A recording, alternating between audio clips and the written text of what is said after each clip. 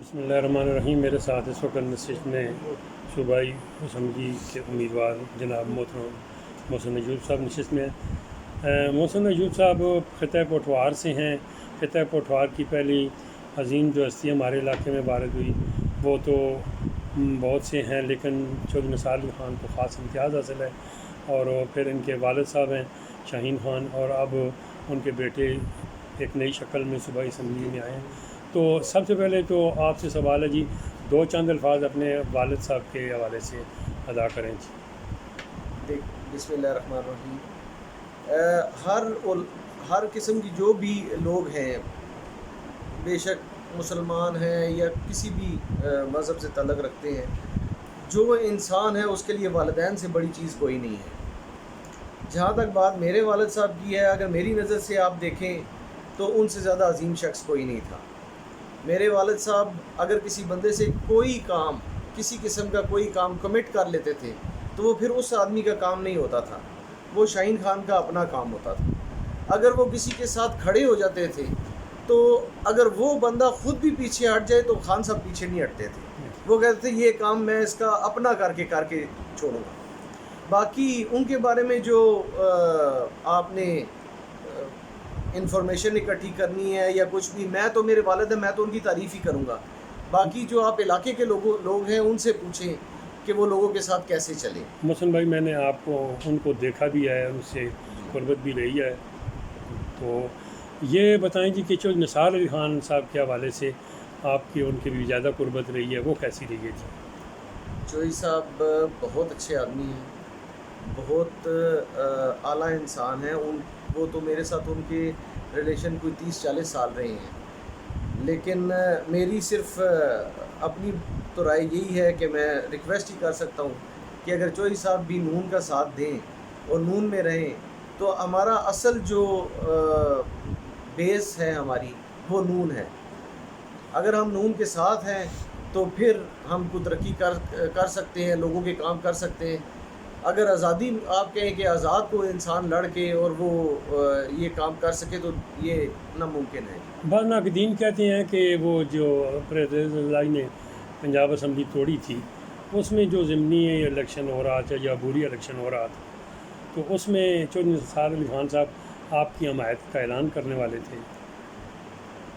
یہ اس بارے میں مجھے کوئی خاص خبر نہیں ہے۔ اگر وہ کرنے والے تھے تو میں ان کا بہت شکر گزار ہوں، بہت مہربانی تھی ان کی، چچا ہے میرے، مہربانی کر رہے تھے تو بہت اچھی بات ہے۔ تو محترم یہ بتائیں کہ اگر مسلم لیگ نون کا ٹکٹ آپ کو نہیں دیا جاتا، کسی کو بھی دیا جاتا ہے، تو آپ کس پوزیشن پر ہوں گے؟ سب سے پہلے مین چیز یہ ہے کہ ہم مسلم لیگی ہیں، ٹکٹ لینا نہ لینا وہ بات کی بات ہے۔ اگر مجھے ٹکٹ دیا تو میں بڑھ چڑھ کے حصہ لوں گا، اور اگر نہ دیا تو اور زیادہ بڑھ چڑھ کے حصہ لوں گا۔ ٹکٹ سے کوئی تعلق نہیں ہے، بیسیکلی پارٹی نون ہے اور نون کا ساتھ دینا ہے۔ تو اپنے کو ٹکٹ ملنے کے بارے میں کتنا امکان ہے؟ یقین ہے یا امکان ہے؟ یقین ہے، 100% یقین ہے۔ انشاءاللہ میں اپنے آپ کو سب سے ایلیجیبل کینڈیڈیٹ کنسیڈر کرتا ہوں، تو اس لیے نون کو چاہیے مجھے ہی دے ٹکٹ۔ تو یہ جو بڑھتی ہوئی مہنگائی ہے، اس بارے دو چند الفاظ۔ سر، بڑھتی ہوئی مہنگائی کو کنٹرول کرنا کافی مشکل ہے۔ جو ہمارے ملک کے حالات پی ٹی آئی نے کر دیے تھے ان کو سلولی ریکور کیا جا رہا ہے۔ جب یہ ابھی عارضی حکومت آئی ہے، اس کے بعد انشاءاللہ پرماننٹ آئے گی۔ پرماننٹ حکومت کے لیے بھی یہ کوئی آسان کام نہیں ہے، بہت سخت چیلنج ہے۔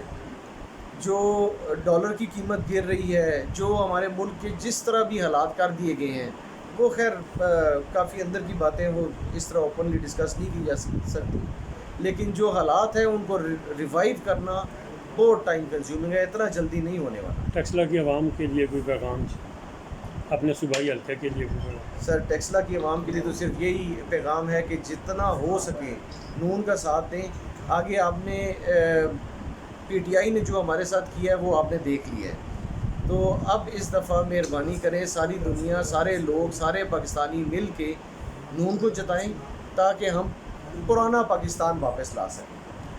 احتساب شروع ہو رہا ہے، جب کہ انتخابات ہونے چاہیے، تو یہ بنیادی ضرورتیں زیادہ عوام میں سر اٹھا رہی ہیں، انہیں نہ انتخابات سے ضرورت رہ گئی ہے، انہیں تو اجلاس کی عذاب کی شکل میں بن گیا. اس بارے میں ملی جلی بات کریں جی. دیکھیں جو ملک کے حالات ہیں وہ تو سلولی ہی ترقی کریں گی، لیکن اگر عوام انتخابات کی طرف انٹرسٹ نہیں لے گی تو پھر ملک بھی ترقی نہیں کر سکے گا، پھر تو حالات اور زیادہ خراب ہوں گے. اس لیے ہمیں چاہیے جتنا ہو سکتا ہے بڑھ چڑھ کر ہم مسلم لیگ نون کو جتائیں، ہم ان کو پاور میں لائیں اور ان کی مدد سے ہم ملک کو ریوائیو کر سکیں. تو ٹیکسلے کے حوالے سے کوئی پلان مرتب کیا ہے جی؟